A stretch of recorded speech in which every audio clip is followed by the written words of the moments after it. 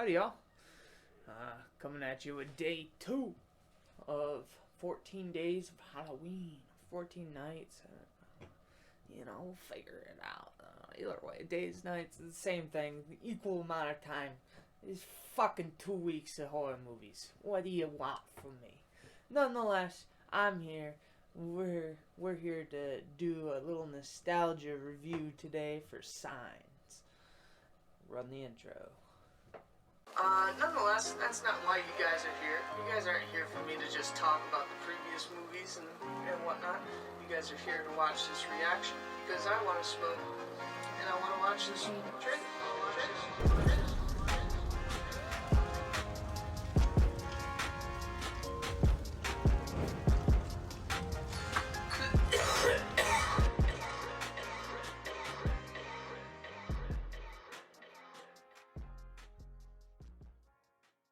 And before we get going into the review, I'm gonna go ahead and, as we do here, let's take a nice little fat cheers. Cheers.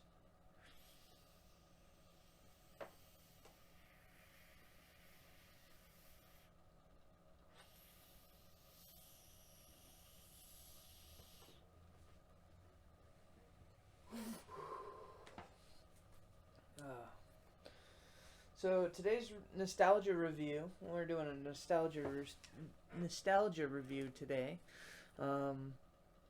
We're doing Signs, M. Night Shyamalan's movie. I think it came out, 2000, I think it came out in like 2003 or 4 or something like that. Let's see, do I have a date here? 2002, end of 2002. I was pretty close for guesstimating. To be honest, I hadn't seen this movie since I was a kid.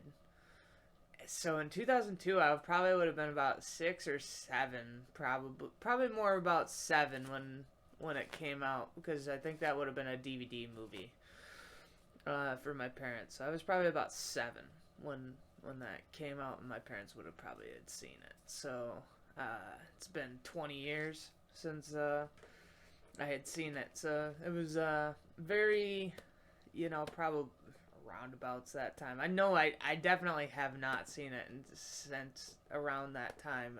I don't think that this was one that I ever, returned to eventually for, a movie or anything. Not that I don't like M. Night Shyamalan, it's just, he ended up getting the reputation and stuff after Signs once The Village and stuff came out, so it just, never really, became a thing to, want to go back. Just, kind of like The Sixth Sense. I haven't, gone back and watched The Sixth Sense, but because I know everything about, the twist and stuff, it was kind of like with Signs here. I knew, all I remember before going into this was just the fact that the water was, the weakness of, the aliens or whatever. But that's literally all that I remember, kind of thing. Besides, I guess, the little tinfoil hat, imagery and stuff from that. Because, that's kind of, what made that iconic. To be honest, most of the time when I think of this movie, I think of Scary Movie 3 and, the stuff in that. I totally thought fucking Joaquin Phoenix's character in this movie's name was George, just because of, the Scary Movie 3 and whatnot. So, which I did want to mention that this was an all-star cast, for the most part. The side characters and whatnot, maybe not so famous and stuff, but, the main 4 actors, we got Mel Gibson, Joaquin Phoenix, Abigail Breslin, and then Culkin. Not Macaulay Culkin, but his brother. I'm spacing on the first name right now. Nonetheless, all-star cast for the most part. There's a couple nice little child actors and stuff, which it was cool, seeing those kids and stuff and something before what I remember them in, essentially. Culkin, I think of him and Scott Pilgrim and stuff like that, so it's pretty cool. And, But yeah, I have a few notes here throughout the film, kind of deal, just to kind of keep me on track. I felt like it was very interesting, like the way that this one we're not gonna be doing a no spoiler and a spoiler review because this movie's been out for, well, I guess at this point now 2 decades, you know, so it's, you know, it's had its time, you know. If you haven't watched it, I don't know what you're doing. Go watch the movie, enjoy it yourself real quick, then come back, watch the review.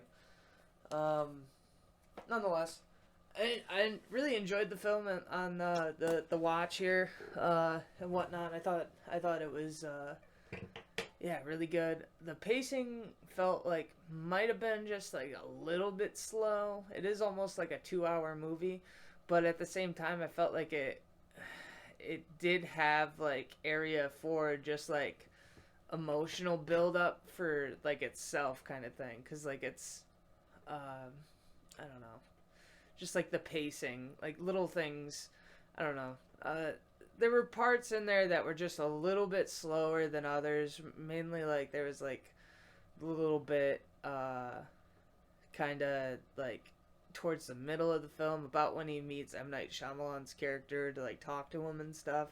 Granted, like we find out about like the water, like perchance the water whole situation and all that, and then like, you know, after that point though is like the rising action and like when it's starting to get into that final like act and whatnot. So I feel like just that little gap in there was just like a little bit slow.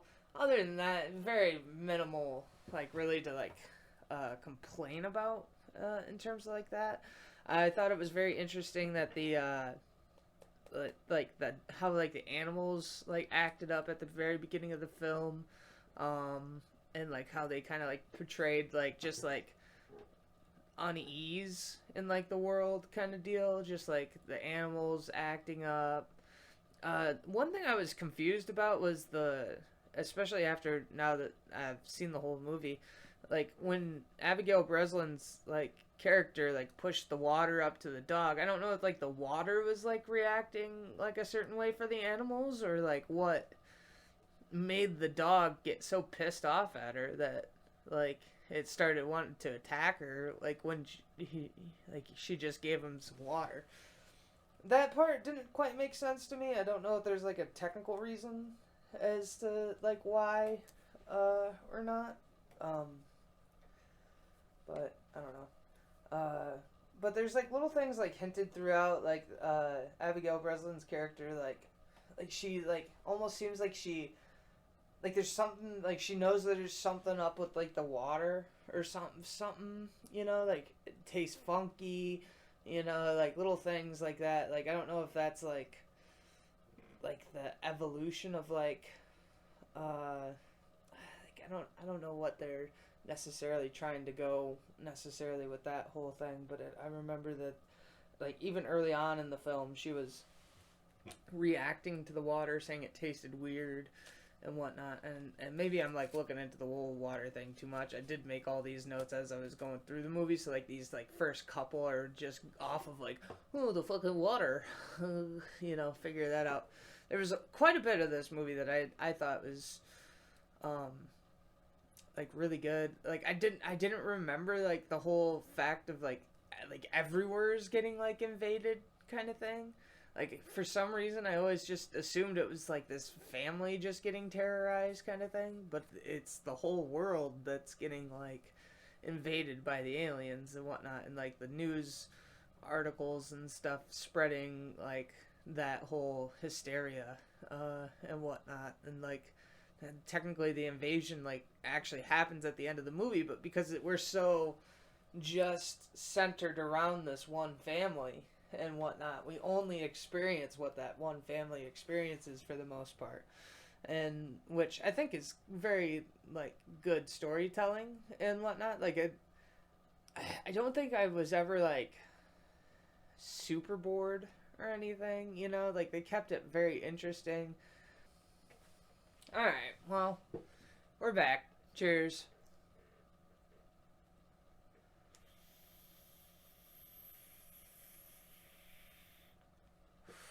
Note to self: deafen when you're recording a video and you're in Discord at the same time. Yeah, where I was going with that, I was saying I really like the core like theme of like having faith and like everything happens for a reason and whatnot. That kind of like happened throughout the film, kind of deal.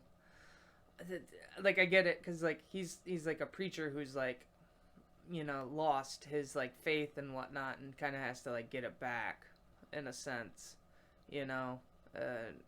Like who can blame him? He lost his wife and just like everything's kind of like going wrong and whatnot, so I can't really like blame him for like getting upset. But yeah, that whole theme throughout, like it really hit like when they were in the basement and whatnot during like the scene where Joaquin Phoenix is like watching Mel Gibson like try and like get his son to like follow like his breathing and shit. Like you could really feel like it in that moment, just to like that faith, like the wavering faith, and then like the like moment of like everything happens like for a reason kind of thing. Like even if I don't like necessarily believe in like I'm starting to lose my faith kind of thing, there's a reason that this happened, you know, like even in the end kind of deal. Like I kind of like that. I don't know if that's just because like recently like I've been having like similar like realizations of my own, so like it might just hit a little bit harder for me at this time. But like I feel like that's the case for anyone, you know, as they're progressing through life and whatnot. You experience things and it might not seem like it's the best thing, like, you know, in the moment or whatever, but everything, you know, is a stepping stone to like lead you to where like you're supposed to be kind of thing, you know. Like even if it's just something to like throw you off or whatever, it might, you know, it's all about growth. You grow, you overcome, you know, and whatnot, and it's just a matter of, you know, believing in yourself almost, and believing in, you know, whatnot.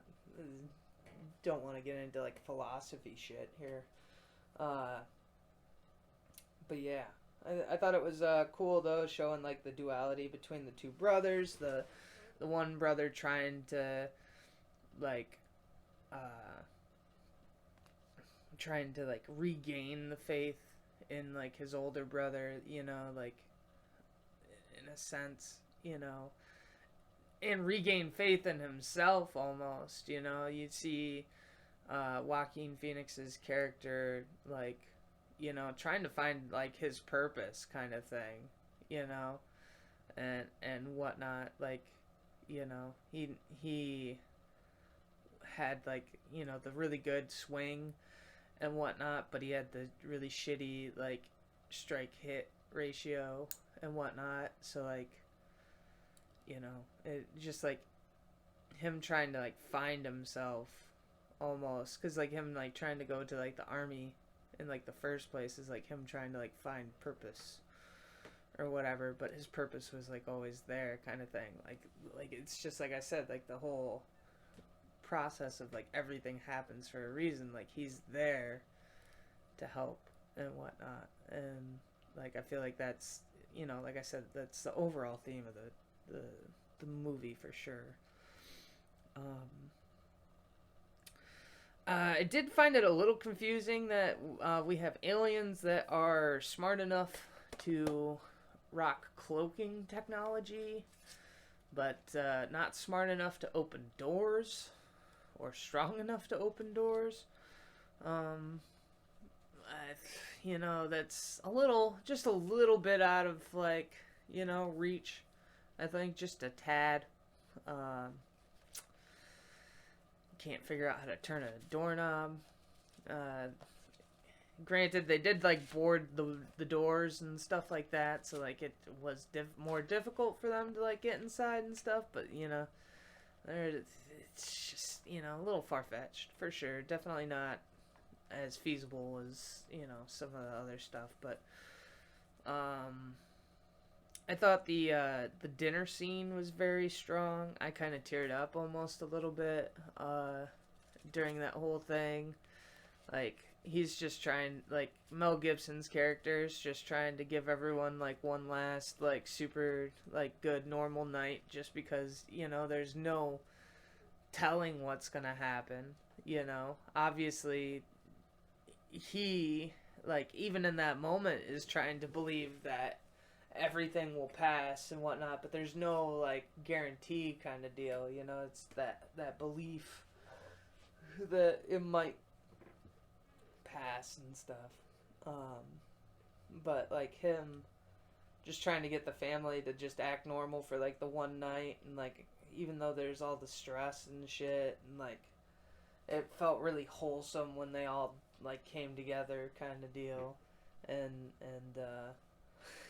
like got together as a family and got over the whole situation and stuff. So I thought that moment was very wholesome and one of the better moments in the movies. I kind of teared up a little bit. I'm a little bitch. I thought the baby monitor picking up the signals was pretty clever. Nice little hint for like the signal and stuff. For especially for that time. Growing technology only in 2002. So like this movie was probably made like around 2000. Like shortly after, like 2001 probably, I would imagine. Like end of 2001, maybe. I don't know. It was snowing at the end of the movie, so maybe something like that.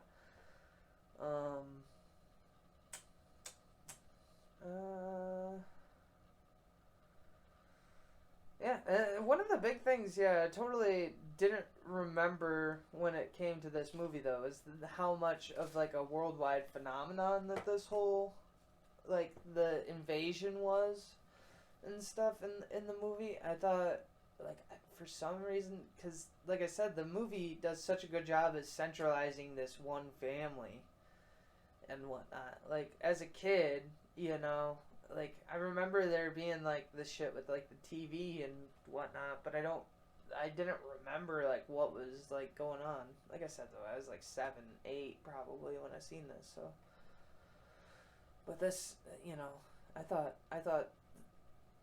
that this movie was relatively like contained. Like it was just like just that family and stuff. But I thought that it was a big surprise when I went to go watch it, and it was like the whole worldwide shit and whatnot.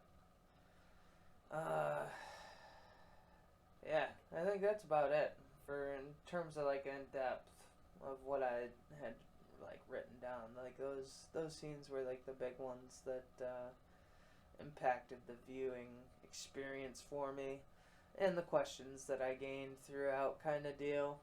I'm like, I did really enjoy the film. I don't know, like I said, it had me tear up at the one part. I'd give it a solid 8.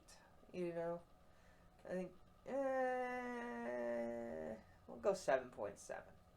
Give it a 7.7, just a little bit under an 8. Just like felt like I was saying, there's a little bit of issue with like timing and stuff. I felt like the movie could have had just like a slight little bit addition in terms of like pacing and stuff towards the middle a little bit. Otherwise, the story itself was pretty good. They did a good job of like hinting the whole invasion throughout, the skepticism at the beginning of the movie, and like having it be like believable, and how like all the different characters like started like realizing like how this is all happening kind of thing. Like and also like where I was saying like the duality between like the two brothers, and like the way that they were also like perceiving like this whole event and stuff was also, I felt like an interesting like way of like storytelling, because like no one no two people act the same in terms of like how something is going to like happen. I mean, like, people can act similar and stuff, but overall everyone thinks independently. So like, you know, uh Joaquin Phoenix's character like starting to see it like through the TV and like different things, um, and like starting to believe that way, versus Mel Gibson's character who had to almost see it like more interpersonally and like see it for himself kind of thing to like start to believe kind of deal. And I felt like the overall story was overall pretty good. So yeah, 7.7. I think I'd go with 7.7. I enjoyed the movie. I think I would go and watch it again, even though it's been so long. I think I would watch it again, just not for a while, kind of thing. But overall, enjoyed the film. Definitely suggest giving it another watch if you guys haven't watched it in a while, because it has been a hot minute for me. I don't know about y'all. Like I said, probably about 2 decades. So, all right, yeah, we'll do one cheers here, and you guys have a nice day. I will catch y'all later. Cheers.